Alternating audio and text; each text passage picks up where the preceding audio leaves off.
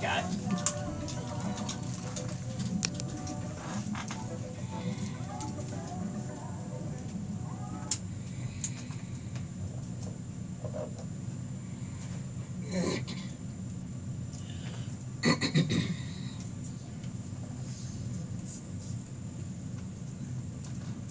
All right, and we are back. Thank you for joining us. We are on Periscope at Main Insights. You can also tweet us questions on Main Insights on Twitter, and then also if you have any questions on Facebook, you can also ask questions there on Main Insights. So glad that you've come back, and we are going to finish our last segment. We actually just have 10 more minutes, so we're going to go pretty quick.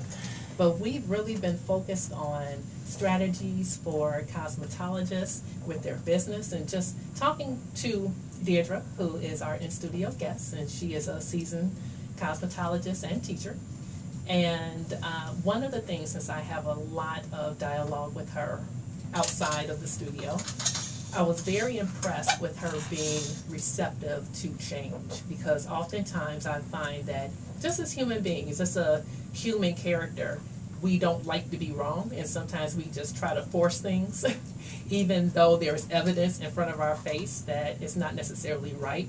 So one of the things that I commend her for is sharing how she has changed the way that she does things, particularly when styling hair or doing hair. She makes her own observations, and then she adjusts. So let's talk about that a little bit. And the one thing that I want to hit on in particular is the use of the Marcel ovens, or Marcel stoves. Yeah. And so, can you tell us your experience about that? Well, being a hairstylist for 30 years, you have to remember the Marcels, they were here. The Marcels, they were there, and people were using the stove a long time ago. So they made them portable, and when I started doing hair very young, when I started buying equipment, I had these like 16. My different flat irons and things like that, and they were all plug-up flat irons. I mean, they weren't flat irons, they were hot tools, things like that. They were the actual electronic irons. So I really got used to those. And I'm sorry, like hot tools. Yeah, that's a different type. I know it That's is, a but name. it isn't. Yeah, but That's what I was like using generic. then. Isn't that generic? But that's what I was using then. That's what I'm saying. I was 16. But okay, I was getting ready to say, I know that you are like name brand. You like your quality stuff. Yes, So when you said hot tools, I was like hot tools. I was a hot tool fanatic. At age 16, you can do that. In the 70s, in the late 70s, like 78, 79, 80, through high school, I graduated 82, I did hot tools. I had all the different sizes, all of it, the whole of it. So I really liked the electrical irons then. So when I ventured out and changed and decided to go into the salon, when I went to my very first salon, I took my hot tools with me, believe it or not. Even the ones from school, because when you went to school, you didn't get the brand hot tools. They were different type of brand, but you got 3 different types of electric irons, along with all of the Marcel irons. I didn't really care for the Marcel irons because I knew from long before all the damage that it did. But when they started making them hollow and said that they didn't hold as much heat and things like that, I'm like, okay, so what? I'm going to go ahead and do it. To be professional, I need to get this, set up, and it's going to cost $600, and I'm going to, so I did the whole complete setup with the 12 irons and the whole little bit in the stove. So with the little rack that it sit on and everything when I went into my second salon. I purchased that, but I learned how to use them, but they still did not do everything that I needed, because sometimes if they got too hot, you had to wait for them. If they, the tips of them get too warm, they singe the ends. You have to make sure you put the hair in the middle of the barrel and not touch the end of the barrel. Things like that you have to be really careful for. So when it came to the industry bringing back flat irons and electrical irons, I was all for it. I mean, I ventured out and I started buying them. At first I was buying one at a time to see how they were. But now I have more electrical irons than I have Marcel irons. And I haven't used my Marcel irons in over 2 years now. And I just buy all sizes. And it depends on who you're buying. The quality of your iron is very, very important. for what you're looking for. I do like the titanium steel, but those ceramics are absolutely wonderful. I do have certain companies that I purchase, and the companies that I purchase are Corliss and Crocs. The brands of Yes. Oh, yes. They are absolutely wonderful. And when I first got introduced to certain ones called the Crocs, I talked to the people at the hair show, and I bought 5 pair.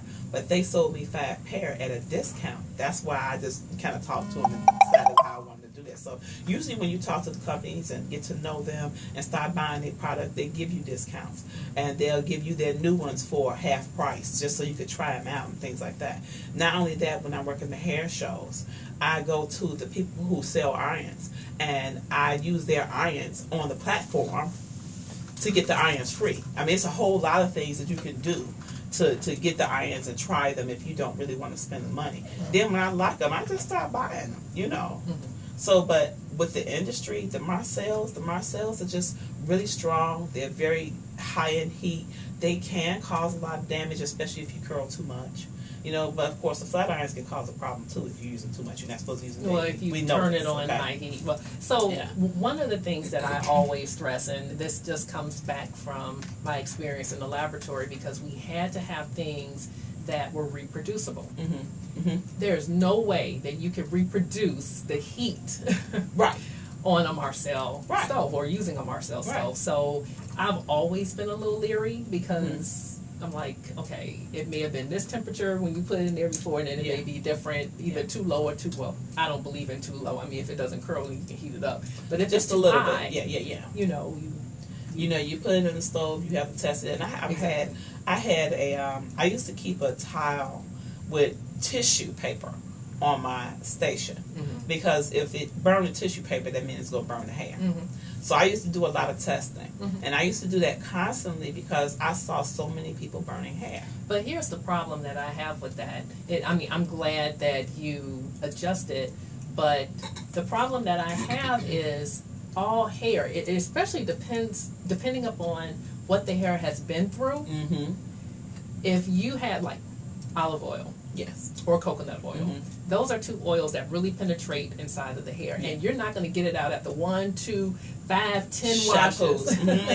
That is going to still be in the hair. And so the fact that you've done something to your hair, it means it has a history, and that's going to impact the quality of your hair, or what's going on with your hair, the state of it. So hair that has been subject to coconut oil, or maybe not subject to coconut oil, that hair is going to probably require 2 different temperature settings depending upon what you want to do with the hair. So I never really liked it, because you don't know what that hair needs. And when you can always scale up the temperature on flat iron. Exactly, something that's electronic, and that's what I always recommend to people. Start on the lowest setting, or always use the lowest setting, and inch your way up to determine the optimal temperature for what you need inside of them. And a lot of times, with not the Marcels, with the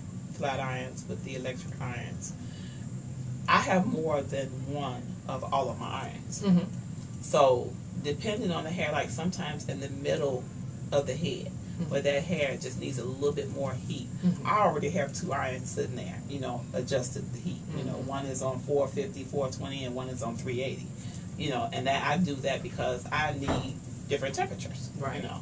And I'm really glad you talked about the temperature, because the other thing that I tell people is, if you can stay below the temperature of 400, then that is best. Because you start altering the state or the structure of keratin and the protein in your hair if you start going above 400. But of course, the degree of modification depends on not only the temperature, but the rate in which you do your passes. So if you actually start passing through the hair, you know, like quickly or slowly, that makes a difference. And this is and that's another thing that you bringing up something really, really important. The passes that you do on a section of the hair. So you have the section of the hair, and you doing 3 and 4 passes. That's ridiculous. Most of my clients, especially when they get their hair shampooed and curled, after I blow dry it, I curl it. I just curl it the one time and it's done. I'm not going to go through it and go through it and go through it. Okay.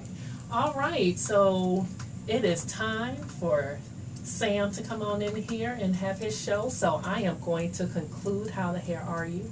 But in the words of my ex co-host, Miss Yada Carter, she would always end with take care and love your hair, and I love that. Yes. So, without further ado, you guys take care and love your hair, and join us next week on Tuesday at 10 a.m. Central Standard Time. You can also join us on Periscope, so thanks for hanging in there, and we'll be back.